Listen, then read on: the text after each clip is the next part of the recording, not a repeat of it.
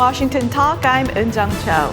5 months after President Trump and North Korean leader Kim Jong-un held a summit, Pyongyang has not taken any significant steps to give up its nuclear weapons and facilities. Even so, South Korea is eager to move ahead with InterKorean economic cooperation. What is U.S. position on the two Koreas?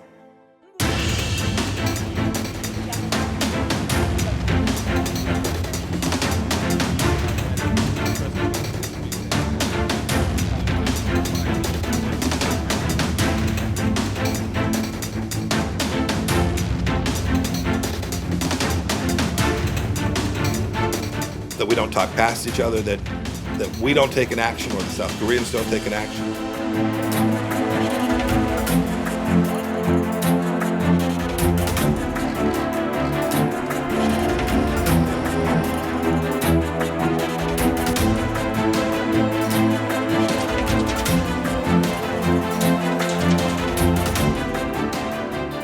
In the studio with me today, Mr. Frank Jannuzi, president of the Mansfield Foundation and former advisor to the Senate Foreign Relations Committee.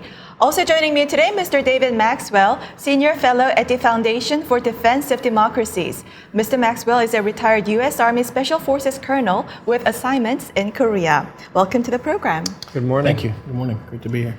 Now, North Korea canceled the high-level meeting with the United States, reportedly because it was getting angry at the United States for not lifting sanctions. So how is it on the U.S. side? How is U.S. feeling? Is it also getting angry at North Korea, or at least feel frustrated? I think right now the United States is in patience mode, to be honest. Even though President Trump announced at the beginning of his administration that the era of strategic patience was over, I think the reality is more complicated. And now that they're on this diplomatic path, the United States is trying to push North Korea to make more meaningful steps toward denuclearization, including providing maybe an inventory of their nuclear facilities. And as long as the North is resisting these very concrete, serious steps, I think that the United States is content to apply pressure and wait. And maybe there's a miscalculation going on because the North Korean side also seems to be waiting. Mm-hmm. Yes, I think I agree with Frank. But of course we can't use strategic patience. But I think the administration is committed to negotiations. I think the problem is, and the frustration is that we haven't had working level talks. Stephen Biegun has not been able to meet with his counterpart, Chae Sun-hee. We don't know why. I wonder if perhaps Kim Jong-un is worried that professional negotiators may end up, not giving North Korea a good deal, and that he thinks that he can deal only with the Secretary of State and the President. And I think he needs to understand that is not going to work. And I think also he might be surprised if he did come to the negotiating table. It did allow working level talks to occur, that he might see flexibility on the U.S.'s part. But I believe the U.S. will not give in to sanctions relief until negotiations occur and North Korea demonstrates sincerity in its stated desire, a willingness to give up its nuclear program. Mm-hmm. North Korea canceled the high-level meeting because it thought that it would go nowhere, that it will not get what it wants, which is a sanctions relief. So what kind of flexibility are you talking about? Well, first of all, I'd say that the U.S. is not going to give North Korea something for nothing, which North Korea has always demanded in the past. But I think that there could be not sanctions relief, but maybe waivers for certain sanctions to help South Korea to engage economically in the North. We know that Kim Jong-un has said that he wants to shift to economic development. I think everybody would support that as long as he demonstrates a sincere commitment to dismantling his nuclear program. Mm-hmm. And that's really the sticking point. But if you're Kim Jong-un sitting in Pyongyang, I think that you may choose to look more to Donald Trump. And if you look at President Trump, this is a guy who tends to disregard the best advice of his intelligence community and his national security advisors and go with his gut. And so while David and I would want the president to get a good deal from Kim Jong-un, a deal that includes concrete steps toward denuclearization, I'm a little concerned that Kim Jong-un may have it exactly right, that President Trump at the end of the day is more concerned with the symbolism of a deal and the theatrics of a deal than he is with the substance of a deal. So why deal with Steve Biegun, who you know is going to be masterful in pursuing the details of actual denuclearization, if you can deal with Donald Trump, who might come to see you, shake hands, and make a commitment to ease sanctions and improve relations, and not get anything for it. The summit, U.S. and North Korea summit were actually expected to be held within this year, but then it was delayed to early next year. So maybe President Trump is actually listening to his high-level officials that he shouldn't go into the second summit meeting unless there's some kind of progress in the working level. I'm not sure that delay came from Trump's side. That may have come from Kim's side. We should remember Kim Jong-un has a pretty full dance card. You know, another visit, perhaps with Xi Jinping, an invitation from Moscow, perhaps Abe. You know, he's extended an invitation to the Pope, and of course the visit to Seoul, which I think is going to occur before the end of the year. So that all may have pushed that back. But Frank makes an important point about Kim's assessment of President Trump. But I would push back a little bit on that.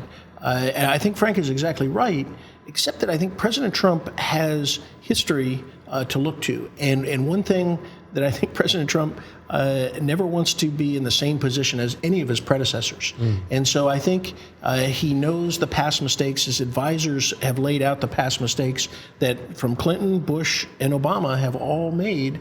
And so I think that he is not going to do something only symbolic. I mean, sure he did in Singapore. It was very symbolic. But I think he's not going to make those same mistakes in the long term.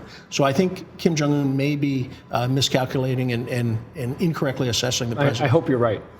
So are U.S. officials looking for some kind of concrete evidence from the North Korean side that it is really going to give up its weapons? And what could that evidence be? Like start some working to dismantle the Yongbyon facility for one? What do you think? Yongbyon would be a good start. Inspectors, any kind of beginning of the process that is really sincere. And I think, while I agree with Frank that dismantling of the nuclear program can't occur without a declaration, that may be a bridge too far initially for Kim Jong-un. Yes. He said that, he doesn't want to turn over a target list to the United States, and that's certainly true. That information could be useful for targeting.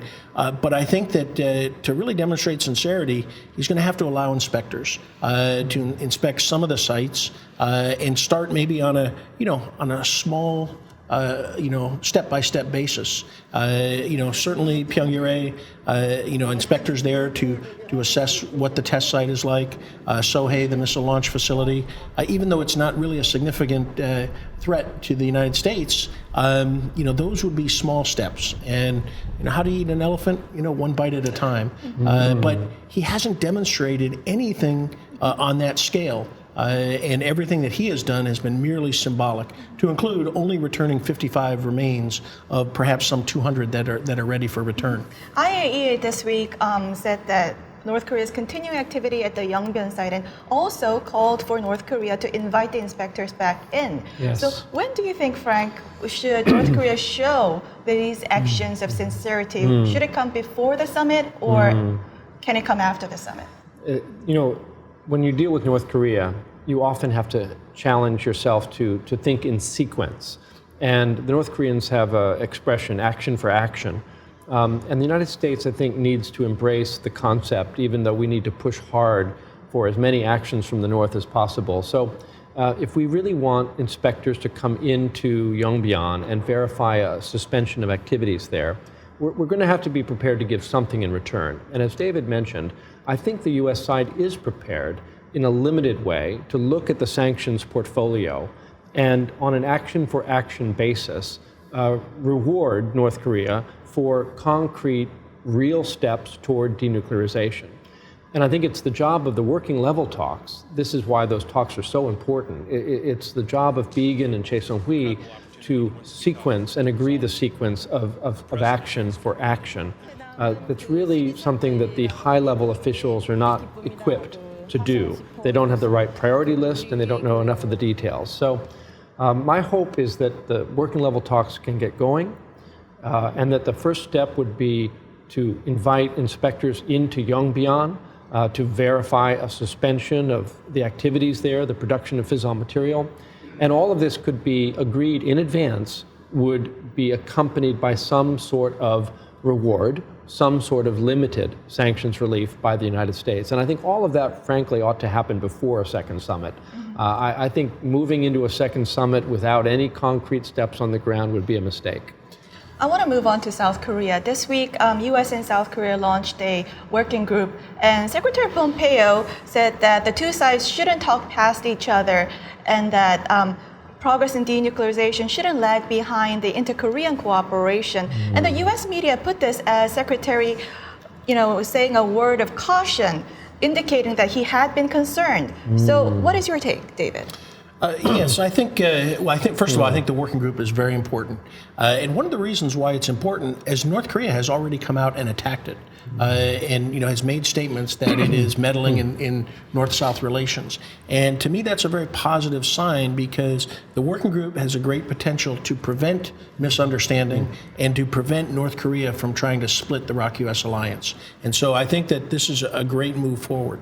Now, obviously, there has been on the South side, a great push for improved North-South relations. The Comprehensive Military Agreement, the Pyongyang Declaration, all of these are really very aggressive steps towards trying to build trust with the North. I think the U.S. concern is, yes, it doesn't seem to be in sync between denuclearization and North-South relations. But I think what the U.S. concern is that South Korea may be, in the interest of trust building, giving up security in the South. And I think that's the real warning, if there was such a warning, which I think that's too strong a word. But I think that's where the real concern is on the U.S. side, is that the South will move too fast and reduce its security, because while we worry about the North Korea's nuclear program, their conventional threat remains, and they remain in an offensive posture. And if South Korean defenses are weakened because of trust building, it really puts South Korea at risk. I worked for the State Department for 9 years, and so let me give you a little translation of Diplo speak.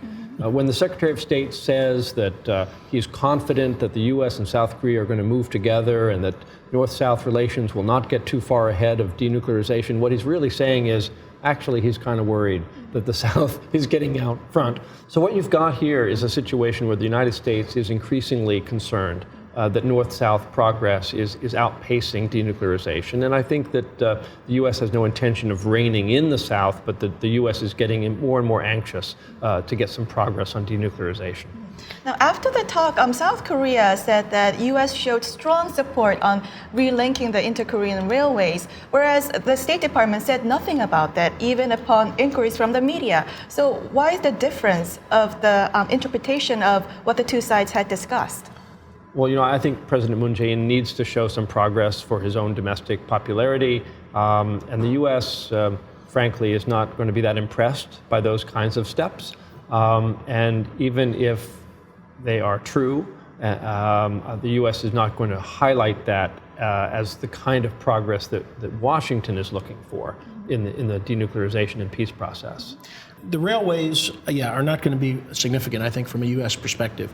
They're not going to be a threat. They're really not going to do much, especially because of differences in the rail systems between North and South. It's really symbolic. But what I think is important is Secretary Mattis making the statement of scaling back the full legal exercise in the spring. And to me, that is demonstrating support for diplomacy, as he said, as well as for South Korea's position as well. So, I think this is another indication of U.S. flexibility to try to support diplomacy. President Trump had suspended Ulchi Freedom Guardian in August. And this is one of the things that, for decades, North Korea has used as an indication of U.S. hostile policy, the exercises. Head of CIA's Korea mission team, Andrew Kim, was in Seoul from November 14th to the 17th. Is this a prelude? Is this a sign that there's going to be a high-level meeting between U.S. and North Korea soon, like at the end of this month? Who knows? I don't know. I do know that the coordination of our assessments of the North is very important. We need to get on the same page about whether their economy is growing or shrinking, whether their nuclear activities are being curtailed or proceeding at pace. And I think that I'm encouraged to see the depth of the integration of U.S. and ROK assessment teams really trying to be on the same page about North Korea. We'll have to end it here and move on to our next topic. And let's watch video for our next topic.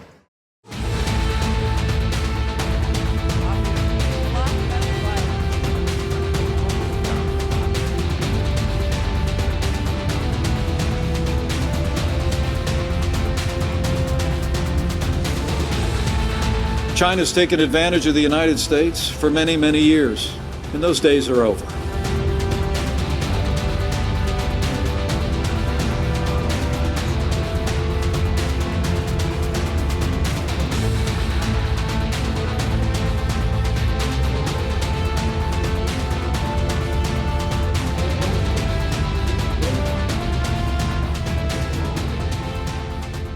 The U.S. and China are in the midst of a widening trade war. This comes at a time when North Korea continues to solidify its relations with its friends. Now, how is the trade dispute impacting China's cooperation in North Korea issues with the United States? I think Washington would love for China to separate completely their cooperation on North Korean issues with the trade dispute, but I think that's not really the way Beijing works. When Beijing thinks about the United States, they tend to integrate all the different aspects of the relationship, from trade to human rights to security interests. So right now, the trade tension, I think, is certainly affecting China's overall mood about coordinating with the United States on North Korea policy. But at the end of the day, China does not want a nuclear-armed North Korea, and they don't want instability on the Korean Peninsula. So I think they're going to continue to work with the United States toward peace and denuclearization, but that coordination just became more difficult with the escalating trade war. And the willingness of China in particular to join with the U.S. on any new pressure tactics, I think, has been greatly diminished by the tension that they're facing now on trade. Anything that's going to cost China financially is going to be a step that they're going to be very reluctant to take.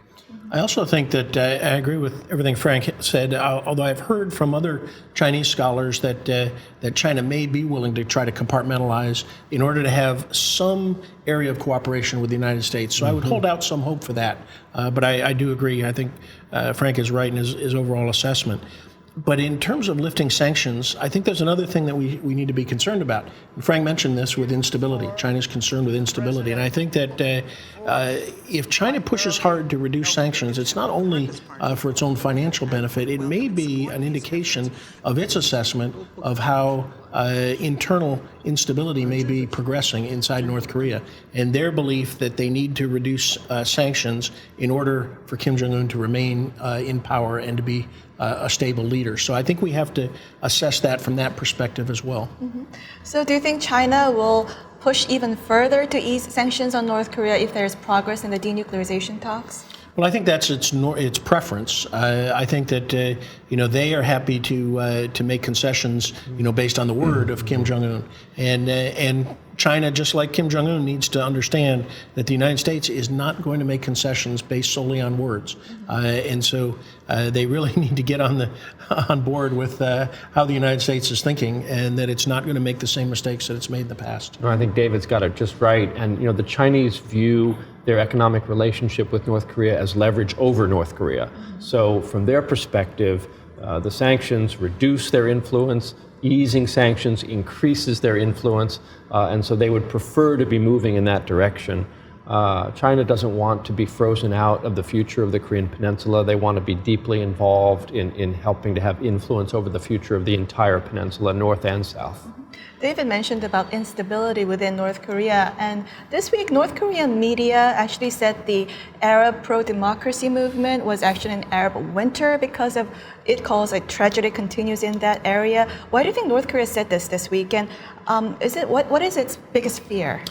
Well, I think that's the question. Who does it fear more, the United States or its own people? And I think when we hear propaganda, and media reports in North Korea along these lines, we can make an assessment that perhaps they are seeing, rising tension among the population, among its second-tier leadership. Potential for economic and political resistance may be there, and this may be a way to tamp that down. And so, while we often think about North Korean media as simply propaganda, there are often messages and indicators that we can draw from that. And so my concern is that maybe the North is concerned with its own instability internally and the problems that might be occurring within the population. I think David is touching on one of the real fundamental issues that has become an obstacle to denuclearization. If the North were truly confident that openness and integration with the international community would be 100% beneficial for them, they would have denuclearized a long time ago, because the nuclear program has cost them dear in terms of sanctions and international isolation. But the truth is more complex. North Korea actually thrives under a certain amount of isolation and insulation from the pressures of democracy and the market and global information flow. So for them to integrate themselves and denuclearize is a mixed blessing.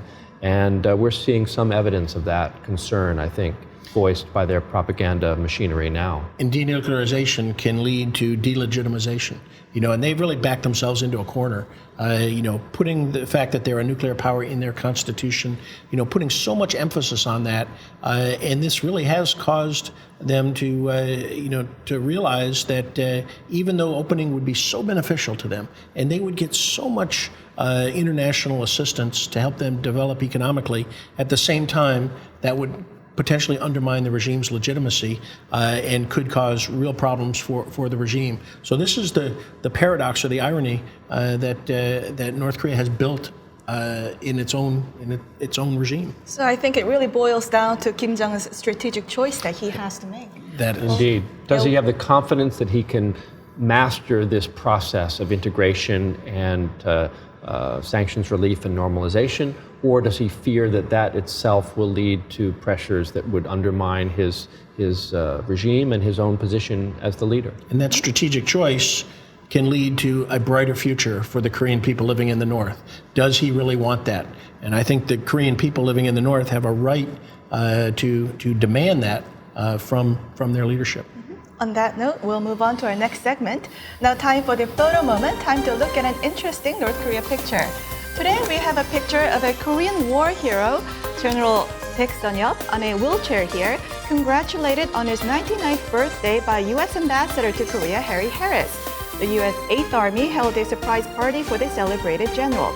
The new commander of U.S. Forces Korea, General Robert Abrams, told General Baek, "You are like the foundation of the U.S.-Korea alliance." General Baek is best known for making an important contribution to the defense of the Busan perimeter early in the Korean War. David, what's your reaction? Well, General Baek is a true hero, a true Korean hero, but also a hero of the alliance.